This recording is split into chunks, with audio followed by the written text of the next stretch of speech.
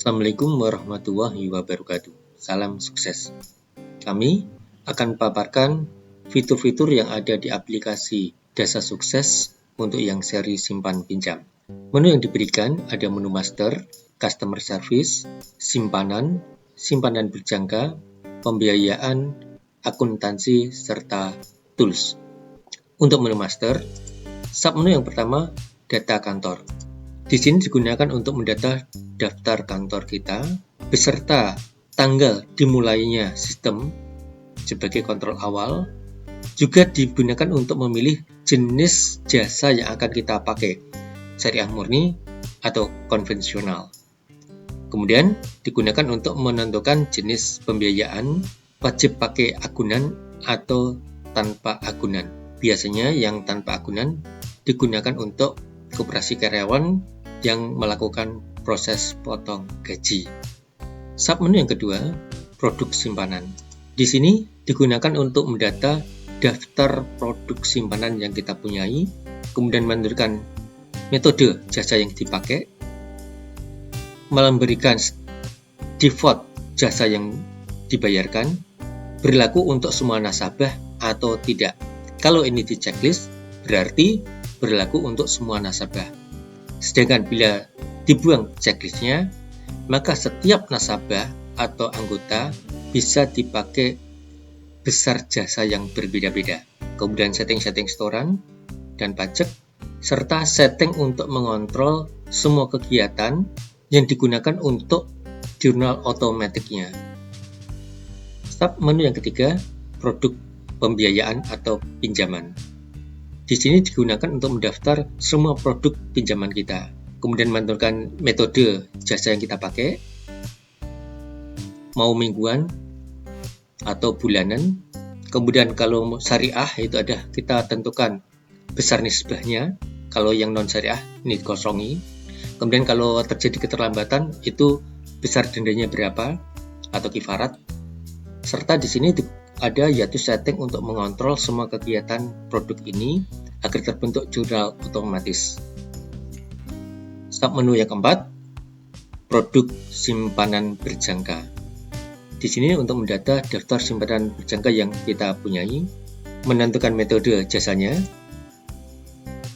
kemudian besar jasa yang kita berikan per bulannya atau per jatuh temponya, dan berlaku untuk semua nasabah atau berbeda-beda, setting untuk saldo-saldonya dan pajaknya, serta ada setting untuk mengontrol semua kegiatan dari produk ini agar terbentuk jurnal secara otomatis. Submenu berikutnya, daftar wilayah. Di sini untuk mendata daftar wilayah yang kita punyai. Untuk menambahnya tinggal tambah plus saja, kemudian ketikkan daftar wilayah yang akan kita buat. Submenu berikutnya, daftar AO. Di sini untuk mendata daftar AO kita. Untuk menambahnya tinggal klik tanda plus, kemudian masukkan kode serta nama AO-nya. Submenu berikutnya yaitu daftar sandi. Di sini untuk mengontrol semua kegiatan di alur sistem ini agar terbentuk jurnal secara otomatis, menentukan daftar sandinya, menentukan NPL-nya, serta menentukan periode akuntansinya, mau bulanan atau per tahun. Submenu berikutnya, setting penomoran. Di sini digunakan untuk mengatur teknik penomoran kita. Jadi bisa diatur sesuai dengan keinginan kita, mau otomatis atau manual, bisa kita atur sendiri. Serta counter penomorannya, mau bulanan, tahunan, atau berlanjut terus. Submenu berikutnya, set nomor urut penomoran. Di sini digunakan untuk mengontrol ulang penomoran karena ada kesalahan teknis, misalkan listrik mati dan sebagainya, atau penyimpanan yang gagal, itu bisa kita mundurkan atau kita majukan untuk proses penomorannya. Menu yang kedua, customer service, digunakan untuk mengolah data yang berhubungan dengan anggota kita. Submenu yang pertama yaitu daftar anggota, digunakan untuk mendata daftar anggota baru, fiturnya ini semua. Kemudian di sini ada yang potongan gaji rutin, ini biasanya digunakan untuk yang koperasi karyawan yang sifatnya adalah potong gaji. Kalau untuk yang non potong gaji ini dikosongkan. Info saldo yaitu untuk melihat daftar saldo atau historis yang terjadi terhadap nasabah ini atau anggota ini. Submenu yang kedua, transaksi modal anggota. Di sini digunakan untuk melakukan suatu transaksi terhadap modal anggota, yaitu untuk simpanan pokok dan simpanan wajib. Submenu yang ketiga, anggota keluar. Di sini digunakan untuk melakukan pendataan daftar anggota yang keluar, di mana ada saldo-saldo yang harus dibayarkan atau dikembalikan kepada anggota tersebut. Submenu berikutnya, laporan anggota. Digunakan untuk melihat daftar anggota kita, daftar nasabah kita, di mana filter yang diberikan ini, kemudian bisa dipilih untuk yang khusus yang aktif atau khusus yang keluar, atau kita ingin melihat anggota yang kurang dari 1 tahun. Caranya nanti tinggal klik proses, pilih mau ke layar, printer, atau yang lainnya. Format contoh seperti ini. Submenu berikutnya, laporan dana atau modal anggota. Filternya ini, contoh laporannya seperti ini. Submenu berikutnya, untuk melihat omset anggota. Filternya ini, contoh laporannya seperti ini. Menu yang ketiga, simpanan. Submenu yang pertama, entry data simpanan. Di sini digunakan untuk mendata pembukaan rekening simpanan anggota. Dengan catatan, diperhatikan harus dimasukkan terlebih dahulu daftar anggota dari menu customer service. Fitur yang diberikan seperti ini. Untuk jasa setara, bila di master produk simpanan di checklist untuk semua anggota, maka jasa di sini tidak berlaku karena dia disetting dari master produknya. Tapi kalau di master produk simpanan tidak di checklist untuk semua anggota, maka setiap anggota atau setiap rekening bisa diatur jasanya berbeda-beda dari sini. Submenu berikutnya, transaksi simpanan. Digunakan untuk melakukan entry data transaksi simpanan, baik penyetoran maupun penarikan, ada tarikan, simpanan, atau biaya-biaya yang lain, terhadap data atau transaksi rekening produk customer ini. Sedangkan untuk mencetak transaksinya ada cetak validasinya dan ada untuk mencetak buku simpanannya. Submenu berikutnya, koreksi buku simpanan. Di sini digunakan untuk mengatur ulang pencetakan buku simpanannya. Jika terjadi kesalahan atau robek atau hilang, atau pencetakan gagal dan sudah terlanjur kecetak atau sudah tandai, bisa kita atur di sini. Mau bisa dicetak lagi atau tidak.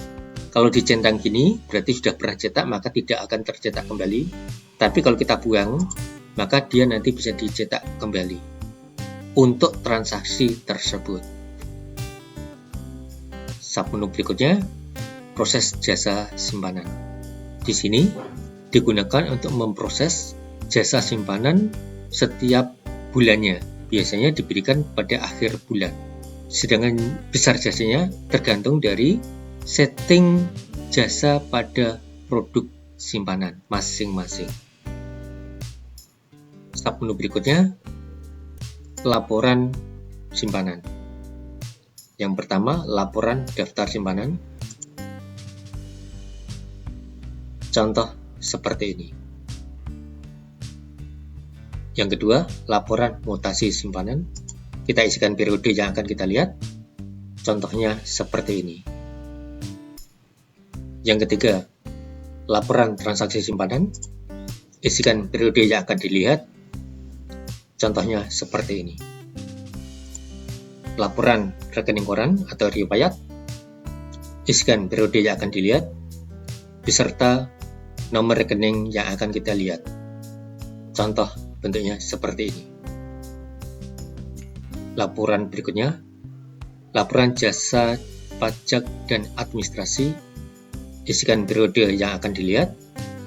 Contoh laporan seperti ini. Laporan berikutnya, laporan pajak yang dibayarkan. Di sini yang muncul nanti hanyalah daftar-daftar anggota yang terkena pajak jasa simpanannya, di mana yang sudah kita setting di daftar master produk simpanan. Menu berikutnya, simpanan berjangka. Submenu yang pertama, entry data simpanan berjangka. Di sini, untuk melakukan pembukaan rekening simpanan berjangka anggota. Item-itemnya ini, kalau belum setor ini ke centang, berarti rekening ini belum melakukan penyetoran. Kemudian kita bisa print untuk akad simpanan berjangkanya dan print warkat simpanan berjangkanya. Contoh akad seperti ini, tapi ini nanti bisa didesain sesuai dengan akad yang kita miliki.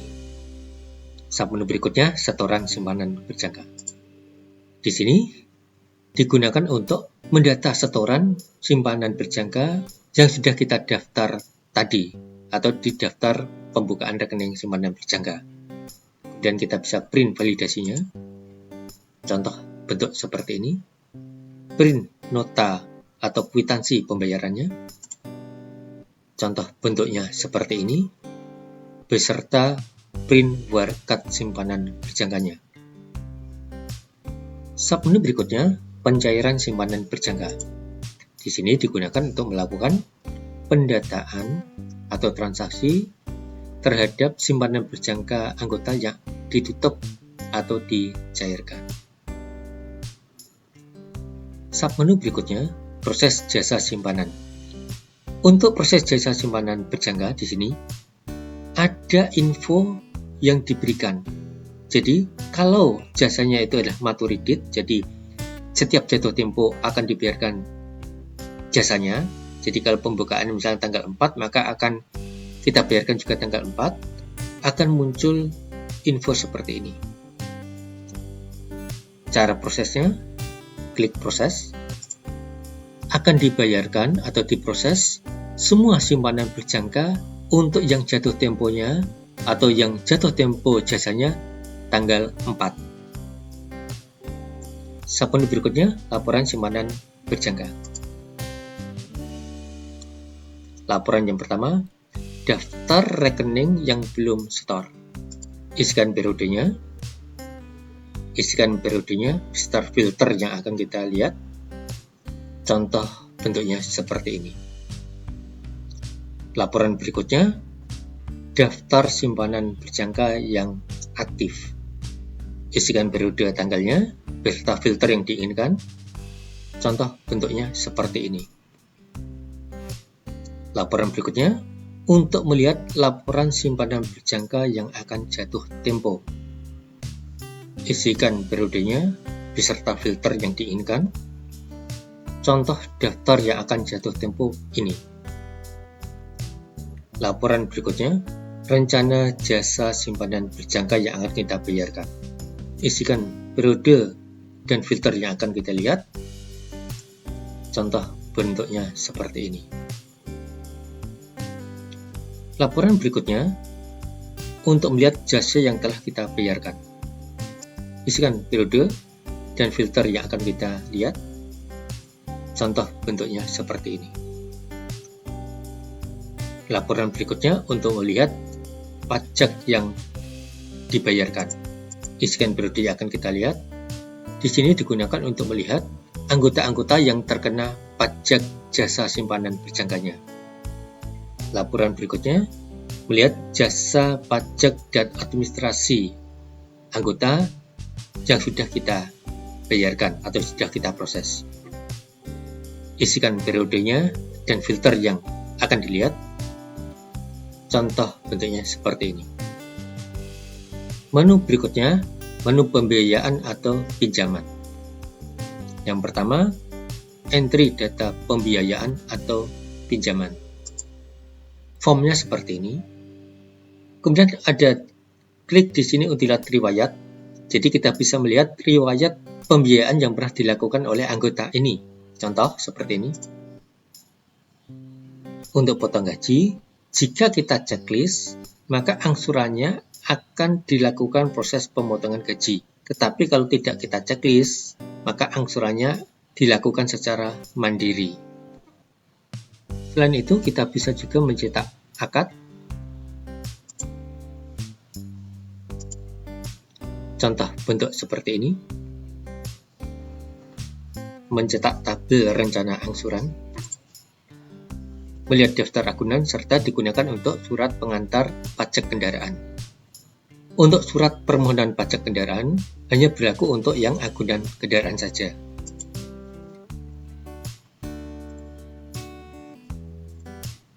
Contoh bentuknya seperti ini. Submenu berikutnya, untuk mendata penerimaan agunan atau legal dari permohonan pembiayaan atau pinjaman sebelum bisa dicairkan. Tapi di sini berlaku jika setting dari kantor kita menggunakan atau wajib menggunakan agunan. Kalau kita setting tanpa agunan, maka menu ini tidak ada. Bentuk formnya seperti ini. Jadi agunan bisa pakai sertifikat tanah, BPKB, slip gaji atau karib, tabungan atau deposita yang ada di tempat kita, emas atau logam mulia, atau agunan lainnya. Tapi yang paling penting di sini, isikan adalah nilai taksasinya. Karena kalau nilai taksasinya nggak ada, maka tidak akan pernah bisa dicairkan. Menu berikutnya, pengambilan agunan.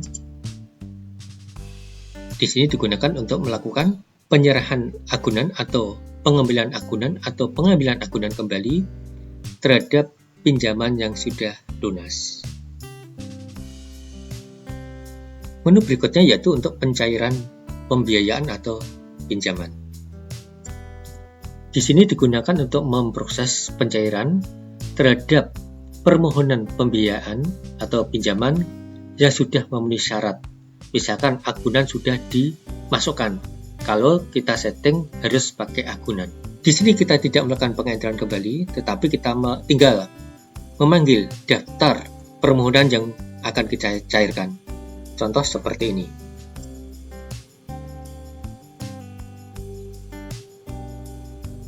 Di sini kita lihat kembali datanya.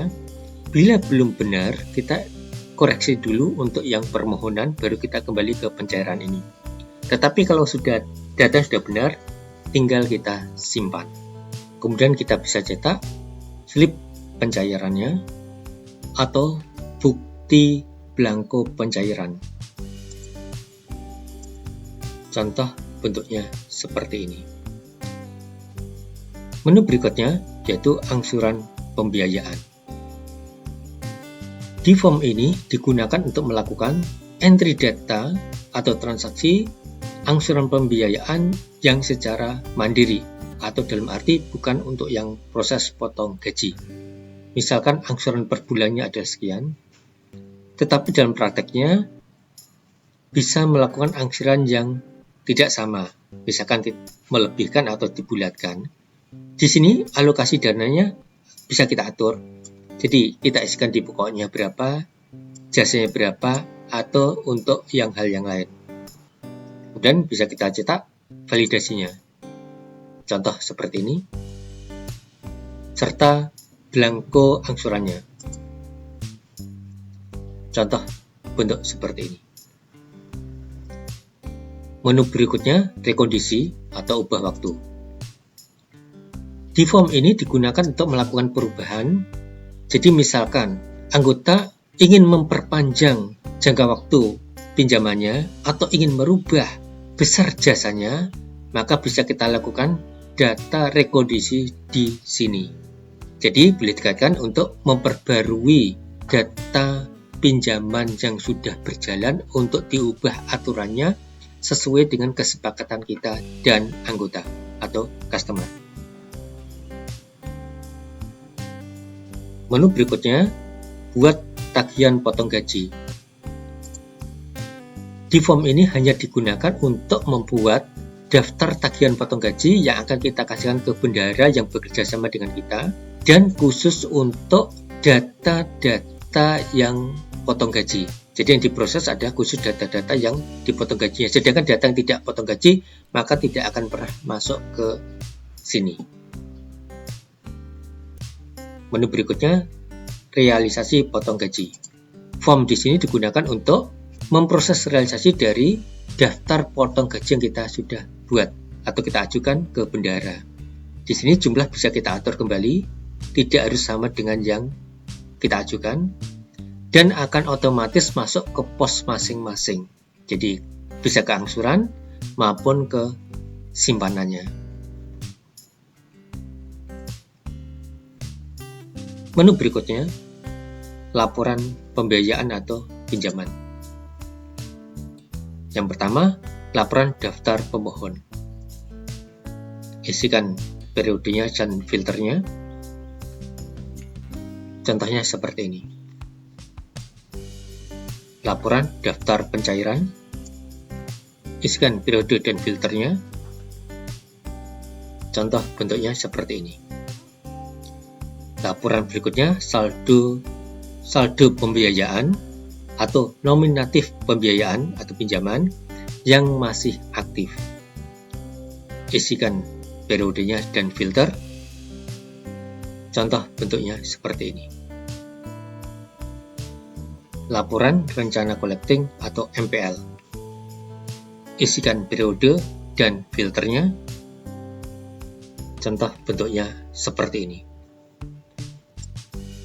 Laporan riwayat angsuran digunakan untuk melihat riwayat dari rekening pinjaman. Isikan nomor pinjaman yang akan kita lihat. Contoh bentuknya seperti ini. Laporan transaksi pembiayaan digunakan untuk melihat transaksi yang terjadi dalam periode tertentu. Isikan periodenya dan filter. Contohnya seperti ini. Laporan mutasi pembiayaan. Isikan periode yang dilihat beserta filternya. Contohnya seperti ini. Laporan daftar agunan atau legal. Isikan periode dan filternya. Contoh bentuknya seperti ini. Laporan penerimaan agunan atau legal. Isikan periode dan filter. Contoh bentuknya seperti ini.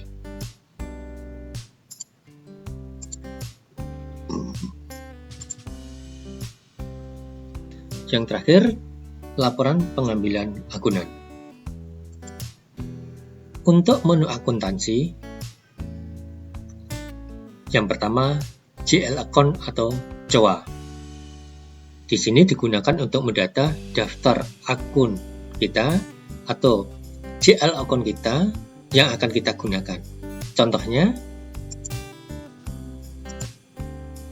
standar akun yang kita berikan seperti ini, tetapi bisa diubah atau disesuaikan dengan keadaan kita punyai. Submenu berikutnya, jurnal umum atau memorial. Contoh seperti ini, di mana dalam penjurnalan debit dan kredit harus balance. Menu berikutnya, kas keluar atau biaya umum. Di sini digunakan untuk melakukan pendataan pengeluaran di tanggal ini, contoh seperti ini. Kemudian kita pilih sumber pembayarannya, misalkan kas. Menu berikutnya, kas masuk lain-lain. Di sini hampir sama dengan kas keluar, cuma ini bedanya untuk penerimaan kas lain-lain. Jadi selain dari transaksi-transaksi simpanan, pinjaman, atau pembiayaan. Menu berikutnya, display jurnal atau audit. Digunakan untuk melihat jurnal-jurnal yang terjadi selama periode yang kita lihat atau yang kita inginkan. Jadi untuk mengecek apakah jurnalnya sesuai atau tidak, atau ada kesalahan yang nantinya bisa kita koreksi untuk transaksi tersebut. Jadi ini hanya sebagai controlling jurnal yang terjadi, baik yang terjadi otomatis maupun yang kita jurnal secara manual. daftar aset atau aktiva tetap. Di sini digunakan untuk mendata daftar aktiva kita yang kita data di sini dan akan dilakukan proses penyusutan secara otomatis nantinya. Formnya bentuknya seperti ini. Menu proses penyusutan aset. Di sini digunakan untuk melakukan proses penyusutan aktiva sudah kita data secara otomatis pada periode tertentu. Menu tutup buku atau log data. Di sini digunakan untuk melakukan proses penutupan periode akuntansi agar tidak bisa diubah-ubah atau ditambahi datanya pada periode akuntansi tersebut sehingga datanya fix. Menu opnam kas. Di sini digunakan untuk melakukan opnam kas kasir baik untuk yang buka kas maupun yang tutup kas. Contoh seperti ini. Hasil cetakan, contoh seperti ini. Menu simpan kas. Digunakan untuk melakukan penyimpanan kas setoran dari kasir yang akan kita masukkan ke kas besar atau berat kas. Contoh bentuk seperti ini. Kemudian kita bisa cetak bukti simpannya. Contoh bentuk seperti ini. Menu laporan akuntansi. Yang pertama, transaksi teller. Isikan periode tanggal yang akan kita lihat. Contoh bentuknya seperti ini. Laporan buku besar. Isikan periode dan akun yang akan kita lihat buku besarnya. Contoh bentuknya seperti ini. Laporan saldo dan mutasi akun. Isikan periode yang akan kita lihat. Contoh bentuk mutasi saldonya seperti ini. Laporan laba rugi ada dua, bulanan ataupun tahunan. Yang bulanan, isikan periodenya. Contoh bentuknya seperti ini. Untuk yang tahunan, isikan periode tahunnya. Contoh bentuknya seperti ini. Laporan neraca. Isikan periode neraca yang akan kita lihat. Pilih jenis neraca yang akan kita cetak. Contoh bentuknya seperti ini. Laporan daftar aset atau aktiva digunakan untuk melihat daftar aktiva yang sudah kita masukkan. Dan laporan penyusutan aktiva yaitu untuk melihat daftar akumulasi atau penyusutan yang sudah kita proses. Analisa keuangan di sini digunakan untuk melihat analisa kesehatan di koperasi kita. Contoh bentuknya seperti ini. Adapun settingnya bisa kita atur. Setting untuk kontrol analisanya. Setting untuk pertanyaan analisa dan manajemen. Setting untuk nilai rasio yang akan kita atur. Setting-setting sudah kami defaultkan seperti itu, tapi bisa diubah sesuai dengan keadaan setempat.